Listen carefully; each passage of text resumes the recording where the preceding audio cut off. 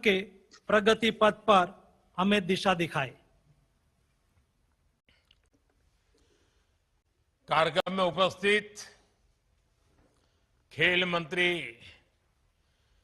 मनसुख मांडविया जी, मंत्रिमंडल के अन्य सदस्य, भाजपा के सांसद,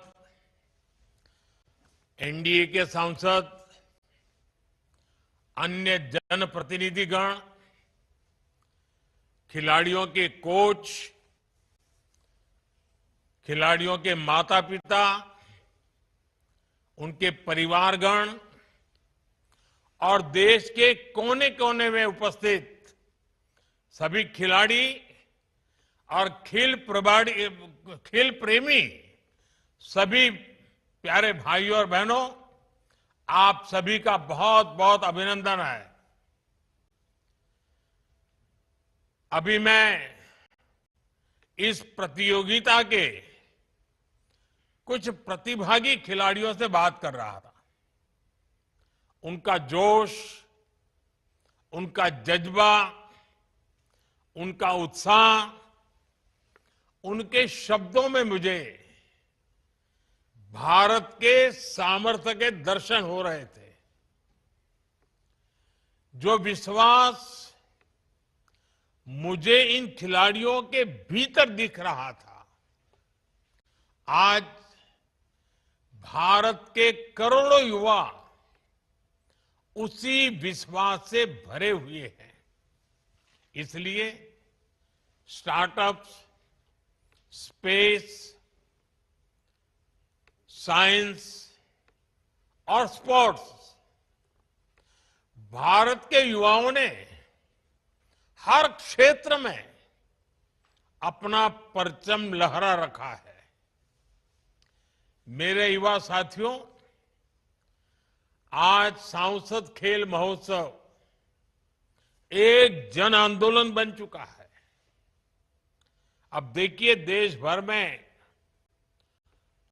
290 से अधिक सांसदों की इस कार्यक्रम का योजना करना, लाखों नौजवानों को जोड़ना और 1 करोड़ से ज्यादा युवा खिलाड़ियों द्वारा इसमें रजिस्ट्री करवाना, देश के हर कोने की हिस्सेदारी है और शहरों से लेकर गांव तक हर पृष्ठभूमि के युवाओं की सहभागिता ये दिखाता है कि इसका स्केल कितना बड़ा है।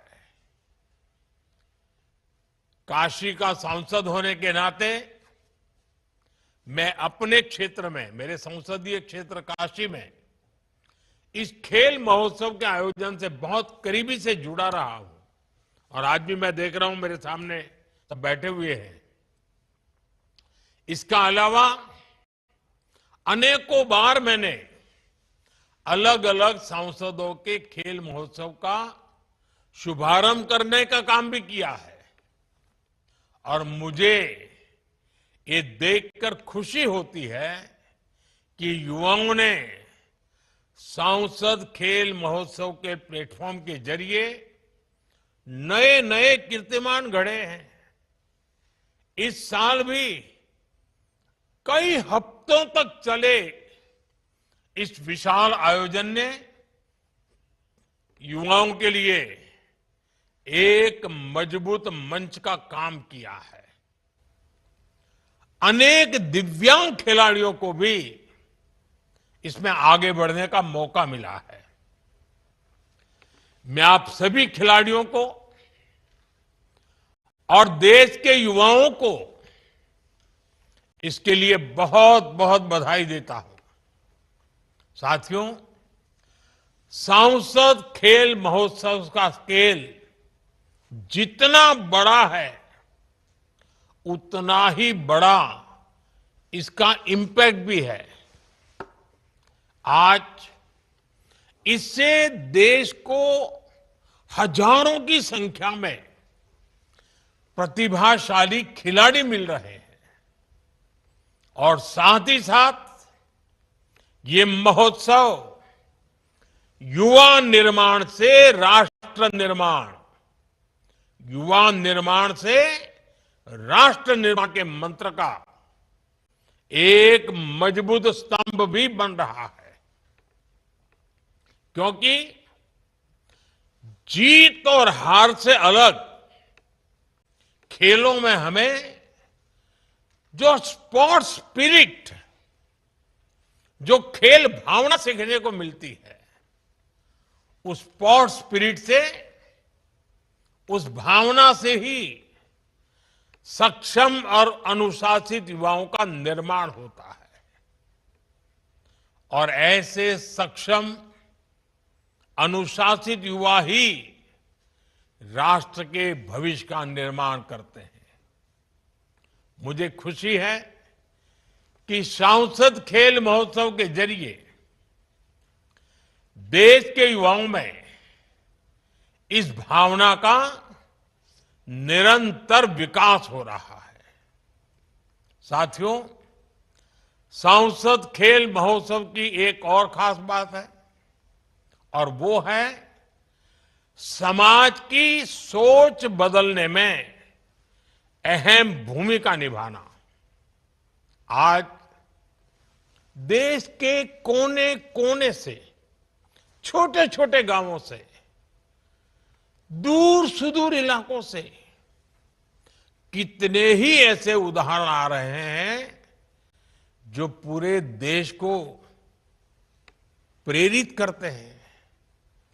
कहीं छोटे से गांव में कोई बेटा फुटबॉल के साथ अपना पसीना बहा रहा है, कहीं कोई दिव्यांग खिलाड़ी चुनौतियों को छोटा बनाकर बुलंदियों को छू रहा है, कहीं किसी स्पोर्ट्स ग्राउंड पर कोई बिटिया अपने सपनों को पूरा करने में लगी है। और सांसद खेल महोत्सव ऐसे खिलाड़ियों को अपनी प्रतिभा दिखाने का मौका दे रहा है। साथियों, ये उसी समाज के उदाहरण है जहां कुछ साल पहले तक घर के लोग बच्चे के ज्यादा खेलने पर उसे डांटते फटकारते थे। तब खेलने को समय की बर्बादी समझा जाता था। फिर समाज में एक दशक के भीतर भीतर ये बदलाव कैसे हुआ? ये बदलाव इसलिए मुमकिन हुआ क्योंकि आज समाज को, माता पिता को भी एहसास हुआ है कि खेलने से जीवन बर्बाद नहीं होता। अब वो समझते हैं कि उनके बेटे बेटी खेल में आगे बढ़कर केवल अपनी और परिवार की ही नहीं, पूरे गांव और समाज की किस्मत बदल सकते हैं। साथियों, आज खेलों में अवसर सीमित नहीं, असीमित अवसर है। आज देश में एक ऐसा इकोसिस्टम बना है जहां खिलाड़ियों का सिलेक्शन पहुंच के आधार पर नहीं, परिचय के आधार पर नहीं, पहचान के आधार पर नहीं, आज खेल को मैदान से लेकर के बाहर देखना हो, प्रतिभा के आधार पर होता है। प्रतिभा को महत्व दिया जाता है। 2014 से पहले खेल विभाग में टीम सिलेक्शन में और स्पोर्ट्स इंफ्रास्ट्रक्चर में खेलों के नाम पर जो गड़बड़ी होती थी, आज वो सब कुछ बंद हो चुकी है। गरीब से गरीब परिवार का बच्चा भी आज कम उम्र में ही शिखर तक पहुंच सकता है। अभी कल ही आपने देखा होगा, 15-20 साल के नौजवानों ने खेल के मैदान में किसी ने 32 बॉल में सेंचुरी बना दी, किसी ने 30-35 रन में बना दी, किसी ने 35-40 रन बॉल में बना दी। ये है युवाओं की ताकत। साथियों, आज केंद्र सरकार देश के आप सभी युवा खिलाड़ियों को हर स्तर पर सपोर्ट कर रही है। हम अपनी युवा प्रतिभाओं के लिए खेलने के ज्यादा से ज्यादा मौके बना रहे हैं। खेलो India, school games, youth games, university games और सांसद खेल महोत्सव, इन सब से प्रतिभाओं की पहचान हो रही है। स्पोर्ट्स अथॉरिटी ऑफ इंडिया की टीमें हर कोने में जाकर नए खेल सितारे खोज रही है। आज हमारे देश के टियर 2 और टियर 3 शहरों में विश्व स्तरीय खेल सुविधाएं बन रही है। खिलाड़ियों की डाइट से लेकर उनकी ट्रेनिंग, कोचिंग, हर फिटनेस तक की हर सुविधा उपलब्ध कराई जा रही है। आप देखिए, 2014 से पहले देश का स्पोर्ट्स बजट सिर्फ 1200 करोड़ रुपए से भी कम था। आज ये बढ़कर 3000 करोड़ रुपए से अधिक हो चुका है। टॉप्स योजना के जरिए खिलाड़ियों को 25,000 रुपए से लेकर 50,000 रुपए तक हर महीने मदद दी जा रही है। साथियों, इन सारे प्रयासों का देश को लाभ भी होता दिख रहा है। स्पोर्ट्स में बीते कुछ वर्ष भारत के लिए नए रिकॉर्ड्स, नई उपलब्धियों के वर्ष रहे हैं। आप देखिए, 65 साल बाद वर्ल्ड यूनिवर्सिटी गेम्स में भारत ने 26 मेडल जीतकर नया रिकॉर्ड बनाया। भारत ने टोक्यो ओलंपिक में 7 मेडल जीतकर एक नई शुरुआत की। पैरालंपिक में भारत ने पेरिस में 29 मेडल जीतकर पूरी दुनिया का ध्यान अपनी ओर खींचा। एशियन गेम्स में भारत ने 100 से अधिक मेडल जीतकर अपने खेल इतिहास का अब तक का सबसे शानदार प्रदर्शन किया। आज भारत के खिलाड़ी रिकॉर्ड तोड़ रहे हैं, नए मानक गढ़ रहे हैं और भारत को ग्लोबल स्पोर्टिंग मैप पर नई ऊंचाई दे रहे हैं। साथियों, अब हमें ग्लोबल स्पोर्ट्स इवेंट से टेबल टॉप करने को अपना टारगेट बनाना है। आने वाले समय में भारत बड़े बड़े स्पोर्ट्स इवेंट्स को होस्ट करने जा रहा है। 2030 में भारत अहमदाबाद में कॉमनवेल्थ गेम्स आयोजित करेगा। तब पूरी दुनिया की नजर भारत पर होगी। आप जैसे युवा खिलाड़ियों के लिए ये एक बड़ा मौका होगा। यही नहीं, 2036 में स्पोर्ट्स के सबसे बड़े आयोजन यानी ओलंपिक्स की मेजबानी के लिए भी भारत प्रयासरत है।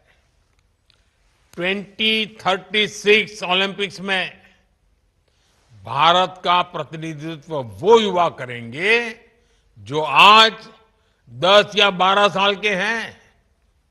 हमें अभी से उसे तलाशना है, तराशना है और राष्ट्रीय पटल पर उसे लेकर आना है।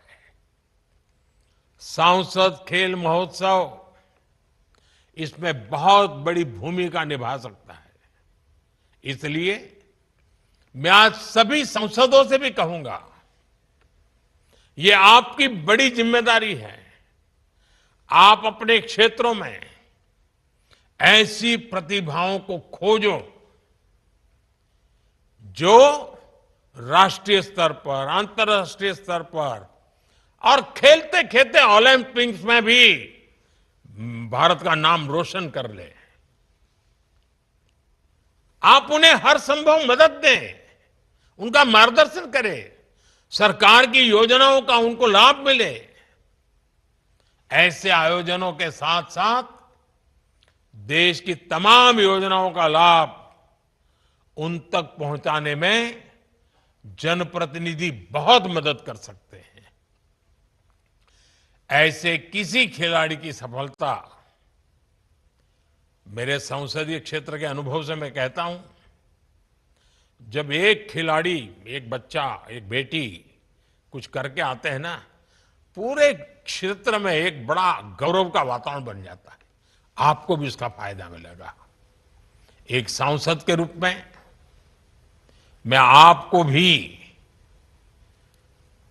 मैं पक्का कहता हूं, क्योंकि मैंने ये अनुभव किया है। एक सांसद के नाते मैं देख रहा हूं कि जब मैं काशी में इन सारी चीजों के जुड़ता हूं, इन बेटे बेटियों से जुड़ता हूं, बहुत कुछ मुझे सीखने को मिलता है,